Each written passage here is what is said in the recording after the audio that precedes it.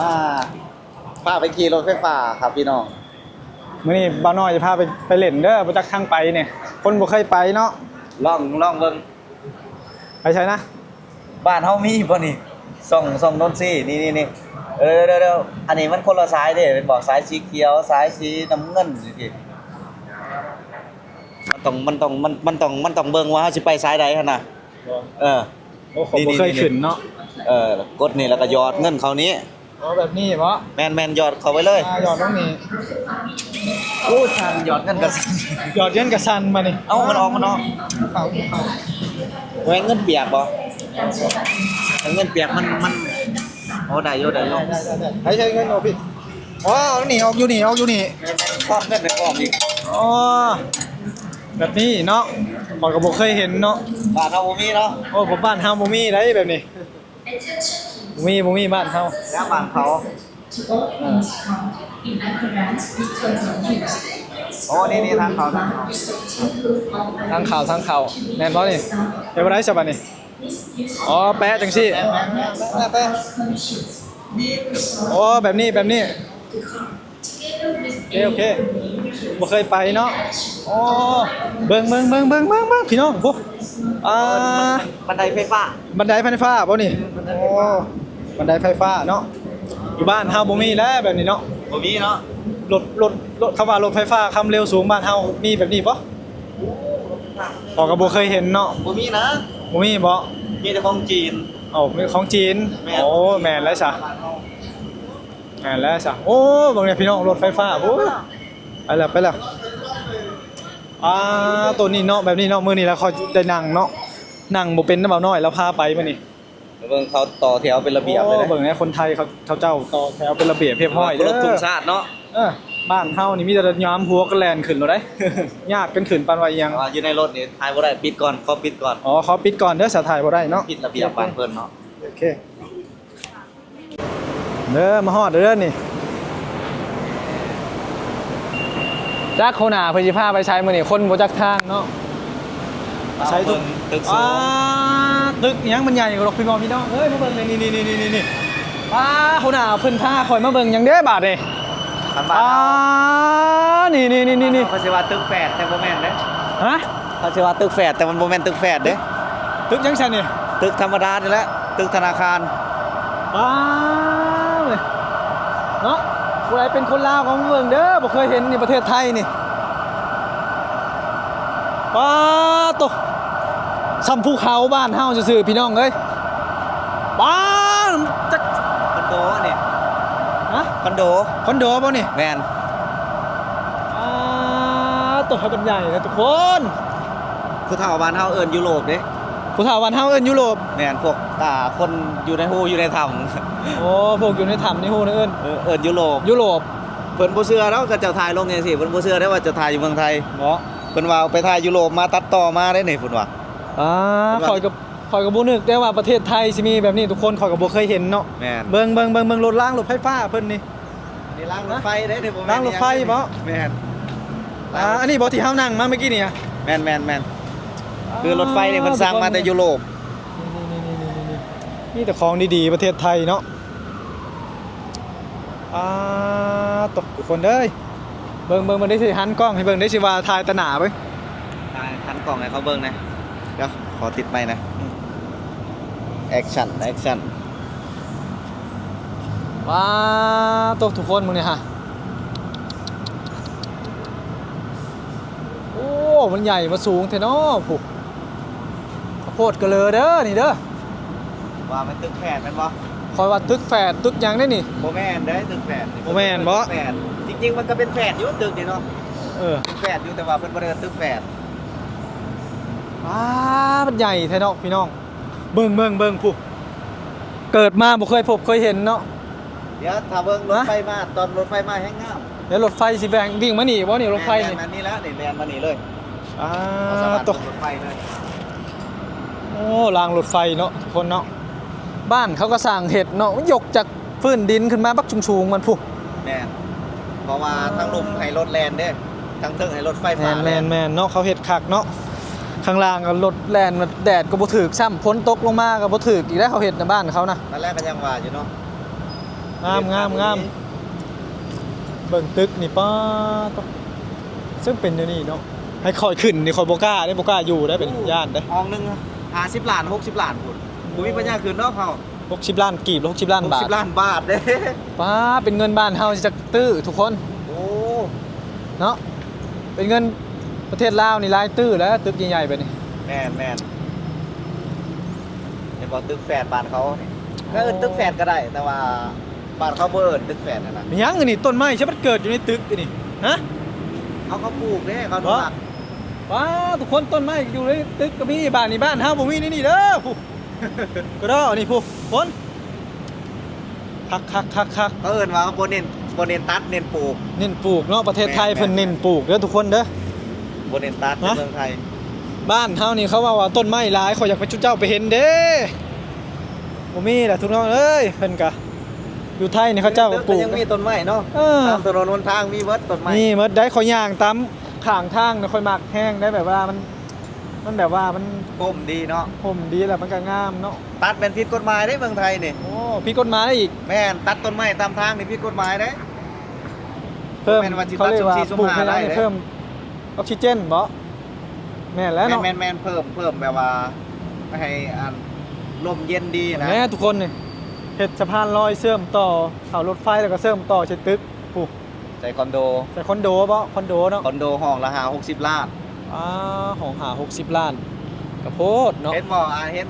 ที่เพิ่นประกาศชาวต่างชาติสามารถซื้อคอนโดอยู่ไทยได้ แม่นบ่ เพราะว่าชาวต่างชาติเงินเพิ่นหลายไง เงินหลายเนาะชาวต่างชาติเนาะคนไทยก็เงินหลายคือกันนี่ แม่น บางทีก็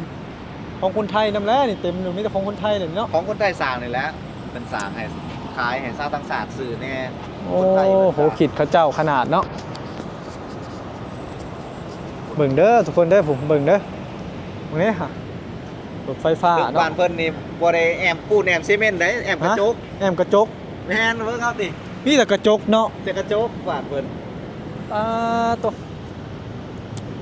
งามคักอะไร บ่ได้แอมไว้ปูนซีเมนต์เนาะ โอ้ยมีโอกาสได้ขึ้นนั่งไปนี่คือสิคักทุกคนเลยมื้อนี้ต้นไม้ไปนั่งห่มๆ มี เย็ ได้ น ตึ ๆ ก เนาะ ตัวขึ้นได้มีได้สิขึ้นบ่ โอ้อยากขึ้นคือกันแล้ ขึ้ วน นั่งในตึกอยู่เทิงตึกนี่มีได้ ตึกอยู่ไส มีสิพาไป โอ้ยไปแล้วเนาะ นั่งฟรีเลย อยากไปเห็นเนาะบ่ได้เห็นประเทศไทยได้มาก็อยากไปเบิ่งแล้วเนาะทุกคนเนาะ ก็อยากเห็นเนาะหามาครั้งแรกก็อยากเห็นอยากเที่ยว มาแล้วนี่รถไฟ โอ้ ฟ้าร ถไฟฟ้ามาแล้วนี่ทุกคนนี่นี่สิให้เบิ่งนี่โอ้รถไฟฟ้างามมาเลยได้อ บอกผู้เฒ่าบ้านเจ้า ฮะ บอกว่าเป็นเมืองไทยนะอย่าบอกว่าเขาเข้าใจว่าเป็นยุโรปนะ โอ้เนาะตะพอตะแม่เฮาคนเฮานี่ได้มาเหยียบแผ่นดินไทยถือว่าโด่งมีได้ทุกคนเด้ แม่น ตะพอตะแม่เฮาจนเพิ่นเสียชีวิตแล้วเพิ่นยังบ่มีโอกาสได้มาเหยียบได้เฮานี่มาเหยียบแผ่นดินไทยนี่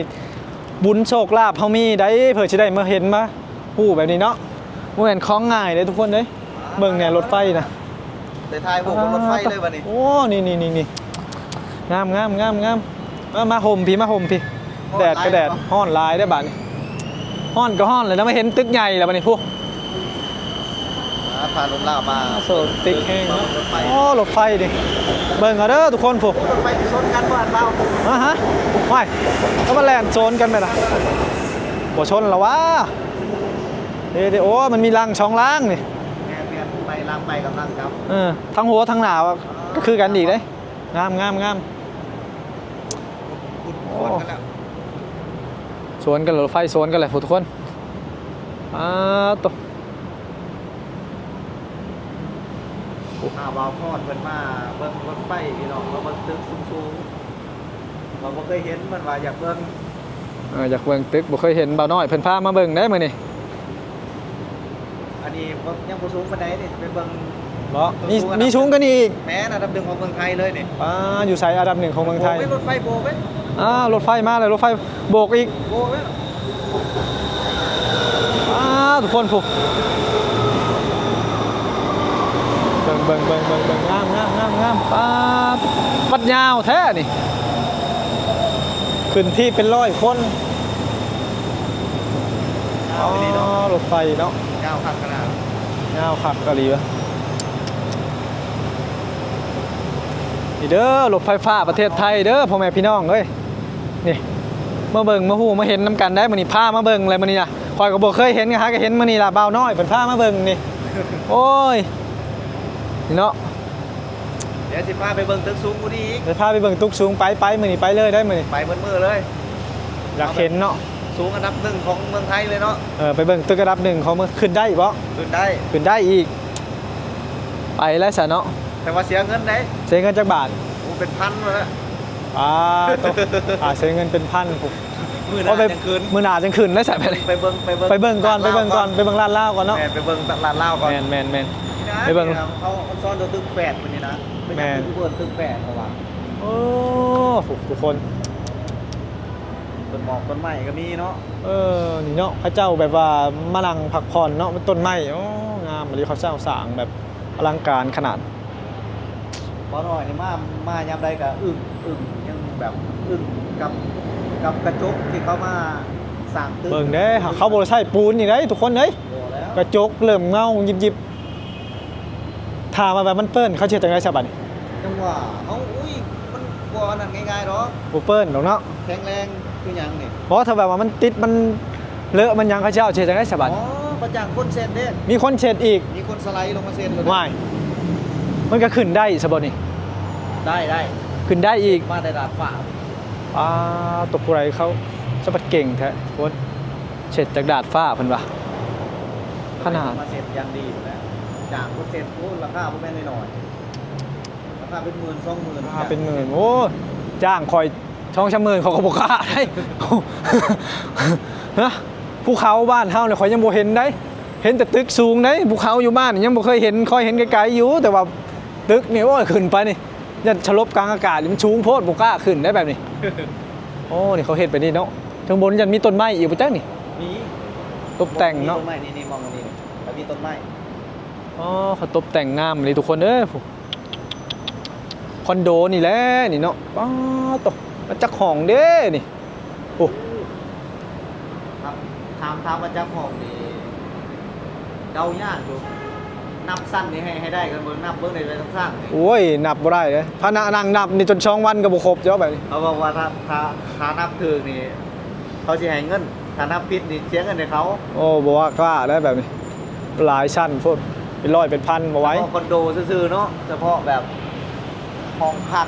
คอนโดโรงแรมซื่อๆยังสูงข ป้า นาดนี้ ตก ไปเจอตึก King Power มหานครสิว่าจำใด อยากไปเบิ่งได้ King นั่นแห Power ละสิ มหานค พาไป ร นี่ ไปมื้อนี้บ่ แมนสิพาไปเบิ่ง King Power มหานคร มื้อใดมีเงินแล้วสิไปขึ้นเบิ่งแล้ว King Power นี่เนาะ เป็นกระจกไปเลยปูพื้นกับกระจกไปเลย จกกับปูพื้น ปูพื้นกระจกแนมแต่เทิงซ่อนลุ่มเลย หวานบ่กล้าขึ้นแล้วแต่นั้นย่านแล้วมันทะลุ ตึกว่าเป็นร้อยสั้นปูกระจกบาดเสียวไม่ยังนี่แนมแต่เทิงซ่อนลุ่ม อยากเห็นได้เนาะแต่ขึ้นไปเบิ่งได้อยู่แต่ให้ไปย่างนี่ก็จกจะบ่กล้าแล้วย่าน แม่น ย่านบ่กล้าย่างเด้ ไปไปกับหัวใจแทบวายหมดอ่ะ มันชูงพ้นเนาะนะขึ้นต้นไม้บ้านเฮาว่าชูงเนี่ยทุกคนเด้ยมาเห็นตึกนี่ป้าตกเนาะกดปีนนั่นละห้างนกห้างหนูอยู่บ้านยังมาสูงมาเห็นตึกนี่ป้าใจจนสิหายทุกคน แม่นบ่ บ่กล้าขึ้นได้แบบนี้ เขาเลี้ยวขึ้นยังใจสิหายแล้วเนาะเป็นเลี้ยวลงสิซ้ำใด โอ้ใจขาดแท้บ่กล้าแล้วข่อยย่านเลยสูงโพดจักชั้นนี่หลายขนาดนี่เขาก็สร้างได้นอกประเทศไทยเนาะป้าตกพระเจ้าคือมีความสามารถกระโดด ไปเบิ่งทางฝุ่นบ่ นะ เดี๋ยวถามรถไฟมาก่อนรถไฟมาก่อน รถไฟมาอีกวะ รางรถไฟ อ่า รางรถไฟกลางเมืองเนาะโอ้ถ้าเบิ่งมุมสูงคือสิงามเนาะ เออ ทางคนนี้อีกขนาดมุมมาเบิ่งนี่ยังงามแบบ มันมีมุมสูงไอ้ฝุ่นเท่านี้เนาะ โอ้ถ้าขึ้นแบบมุมสูงนี่นะ เออ ลงมาเป็นสิงามแบบ มาเบิ่งทุกคนเอ้ยมาเบิ่งความเจริญประเทศไทยเนาะป้าต้นนี่ บ้านเฮามีบ่เป็น ว่าบ่มีแล้วเดี๋ยวนี้แต่พอแต่แม่ก็ยังอยากมาเบิ่งอยากมาไทยก็ยังบ่ได้มีโอกาสได้ทุกคนเอ้ยผู้ใดมาไทยก็เบิ่งเอาแหล้วเนาะถ่ายคลิปถ่ายหยังก็ส่งให้พ่อให้แม่เบิ่งให้ญาติพี่น้องเบิ่งว่ามันเป็นจังซี่เนาะทุกคนบ่แม่นสิมาเห็นแต่เฮาแล้วได้ข่อยมาเบิ่งนี่โอ้มาถ่ายญาติพี่น้องอยู่บ้านเบิ่งได้เขาเจ้าก็อยากเห็นบางคนก็บ่เคยมาเนาะทุกคนเนาะคนเฮาจะได้มาประเทศไทยบ่แม่นง่ายเด้อเดี๋ยวรถไฟมาแล้วทุกคนนี่รถไฟมาอีกแล้วนี่มาเบิ่งเอาเด้อรถไฟประเทศไทยนี่งามคักขนาดบ่นี่กระจกเหลื่อมวงๆพุ มีไฟอีกเด้ มีไฟบ่นี่ เพราะว่ามันตอกแดดบ่แม่นเนาะโอ้ไฟโอ้ยาวค่ะพวก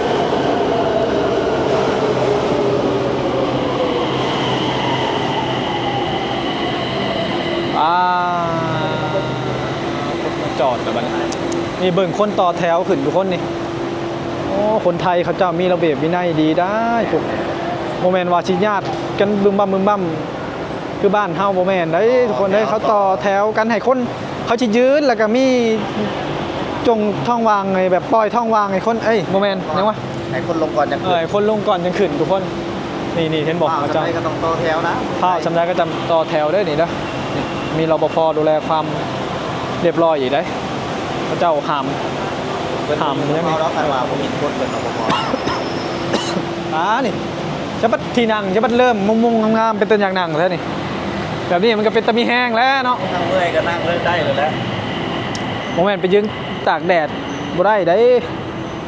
ตัวโหคน พี่น้องที่นั่งอย่างดีนะเนาะ เมื่อยมากก็นั่งนอนก็ได้นอนบ่ได้ได้หน่อยเนาะ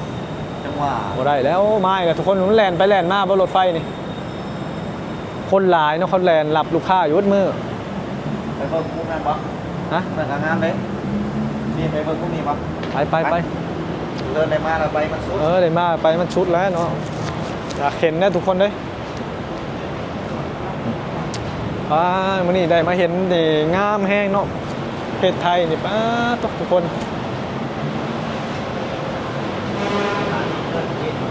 สถานียังนะ เริ่มกิน สถานีเพลินจิตเบ้ากับบอยากชัดทุกคนเลยผักแล้ววันนี้เนาะตื่นตึกกับพ่อแล้วชันเช่นอยู่บ้านนี่ผมเคยเห็นตึกใหญ่ทางนั้นใช่ไหมมีสะพานนะทางด่วน ทางโดนมั้งนี่โอ้ประเทศไทยมีทางโดนน้ำโอ้อยู่ไทยมีทางโดนทุกคนสร้างเป็นเนาะบ้านเฮานี่ทางสองเลนแลนชนกันคือชิชนกันนี่ยังนี่ฮะลิฟต์โอ้รถช่างมีลิฟต์มีอย่างมันลิฟต์นี่คือยังสำหรับคนที่มีการหรือว่าเด็กน้อย โอ้ ฉะนั้นก็ต้องใส่ลิฟต์เพราะว่าบางคนก็นั่งวิวแชร์นั่งรถเก๋ง สำหรับคนที่ร่างกายผสมบูรณ์แบบก็สามารถใช้งานอยู่นี่ได้เนาะ ใช้ได้แต่บางทีก็ดูแลเราพอเนี่ยที่เราบอ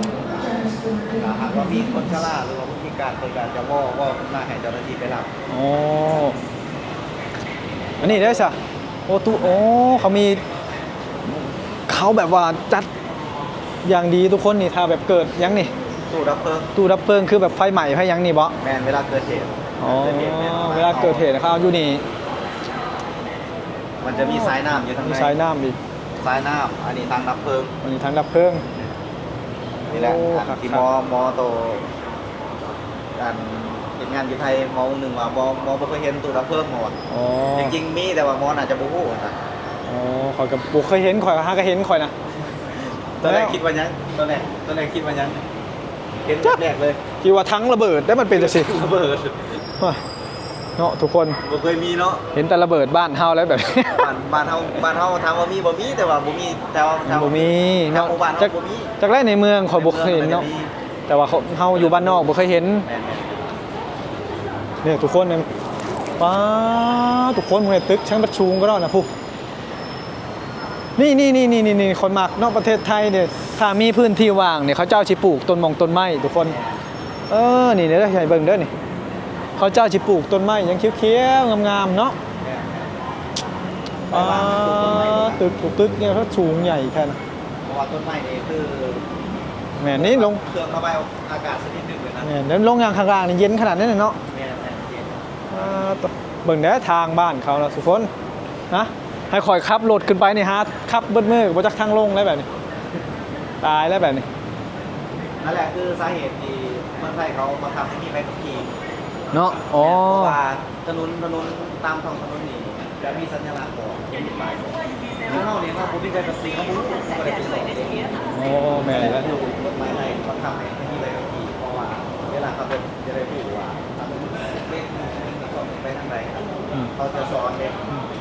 อันนี้คือยังอันนี้ อันนี้ว่า ทางบ่นี่ แม่ทางรถไฟอันนี้ โอ้ทางรถไฟนี่ทุกคนทางรถไฟเด้อเพราะว่าพี่น้องนี่ ทางรถไฟแต่จะไปใส่ด่าง อ๋อไปตามนี่บ่ สายสีเขียวสายสีฟ้าสายสีแดงเข้มแดงอ่ โอ้ อน ทุกคนในฮู้แล้วบัดนี้ต้องเบิ่งตามนี่บ่จัก แม่ แต่ของจักสิลงถูกหรือบ่แล้วนะครับก็เห็นเนาะ ถือเขา ไปตามนี่ สมมติว่าป้ายเข้ามาเป็นบ่ อ่า ป้ายเข้ามานี่เพื่อนจิตจังสินะเขาก็ไล่นี่สายสีเขียวนี่มันก็จะมีมุดเลยนี่มีมุดว่าตอนนี้เขาอยู่เพื่อนจิตนี่สมมติว่าเขาจะไปต่ออันบ่เขาไปต่อสยามนี่สยามเขาก็ไล่มานี่สายสี โอ้ เขียวขึ้นมาเลย แบบนี้เนาะ อันนี้คือป้ายจะเอาไปทางนั้น อ๋อทุกคนเบิ่งแหน่ทุกคนทางบ้านเพิ่นน้อยๆแน่ๆกับปูยางได้ ลาดยางก็ ลาดยางหมดเลยได้ ลาดยางนี่คือ เนี่ย สิ่งที่ธรรมดา แม่นเนาะ สิ่งที่พิเศษถูกป่ะลาดยางยังบ่พอเลยเบิ่งคือสีขาวคือเส้นจราจร โอ้เขาเฮ็ดละเอียดหมดเลยเนาะ แม่ลาดยางนี่ก็คือเป็นเรื่องธรรมดาแล้วนะสำหรับคนไทยนะแต่ว่าสิ่งสำคัญต้องมีเส้นจราจร แบบมีเสียนบอกหมดเลยว่าอันนั้นอันนี้เฮ็ดระวังไปนั่นไปนี่เนาะ แม่คือคนที่เขามีใบขับขี่เนี่ยเขาจะรู้ดีเรื่องเส้นจราจร ทุกคนโอ้รถไฟนี่คนนี่ต้องขบวนพุ่นเด้อนี่บิ่งย้อนกันปุบปับอยู่ เรื่องที่อยากได้ ตุกอ้าวบาทนี่มาเห็นแล้วทุกคนเลยพอใจแล้วมื้อนี้นะนอนรับอยู่ดอกมื้อแรงนี่พากันไปทางใดต่อบัดนี้เฮา สิไปเบิ่งตึกที่สูงที่สุดของเมืองไทย ไกลบ่จากนี้ บ่ไกล บ่ไกล บริเวณนี้แหละ อันนี้คือเขตของเพื่อนว่าเขตของใจกลางกรุงเทพแล้วไปแล้ว เดี๋ยวอยากไปแล้วอยากปะ ไป ไป ไปโอเคนะครับทุกคนน้องกับสมา โอเคทุ ชิก กคนเนาะ ถ้าบาวพอนเพิ่นมาอันนั้นมาเบิ่ง มาเบิ่ง ตึกสูง ไม่เห็นเนาะทุกคนข่อยบ่เคยเห็น ก็เลยเบาน้อยเพิ่นให้เพิ่นพามาเนาะเพิ่นว่า จ้า เพิ่นฮู้จักทางอะนะข่อยบ่ฮู้จักทางก็เลยให้เพิ่นพามานี่เด้อนี่เบาน้อย ปากเซ ปากเซ่เนาะ กับ ยูทูบเบอร์บ่ ฝากเนื้อฝากตัวฝากซ่องแน่เนาะ ฝากเนื้อฝากตัวได้เด้อปล่อยกันไปน้ำเพิ่นนี่แหละเพราะว่าบ่จักทางเนาะทุกคนเนาะ จ้าเห็นน้องเพิ่นหาทายตามท้องถนนเนาะ คนหา เห็น ถ่าย แบบ เขายังบ่จักทางไป ความเจริญเล็กๆน้อยๆบ่หน่อยก็อยากให้เพิ่นมาสัมผัสรถไฟฟ้า แม่น อยากมาสัมผัสตึกสูงๆเนาะ แม่น เห็นแต่เพิ่นถ่ายแบบว่าตามท้องถนนตามบันไดเลื่อนตามสะพานลอยสกายวอล์กเนาะ อ่า ก็เลยก็อยากให้มาเห็นหมองที่ มาเห็น อลังการ ไป นะครับ ศึกษาไปเรื่อยๆทุกคนเพราะว่ายังบ่เคยเนาะก็นี่แหละไปครั้งนี้ก็เริ่มสิฮู้ยังนิดหน่อยขึ้นมาแหละ ครับ โอเคแล้วทุกคนคลิปนี้ก็จบเท่านี้เด้อพ่อแม่พี่น้อง สวัสดีครับสบายดีเปล่า สบายดีเด้อสบายดี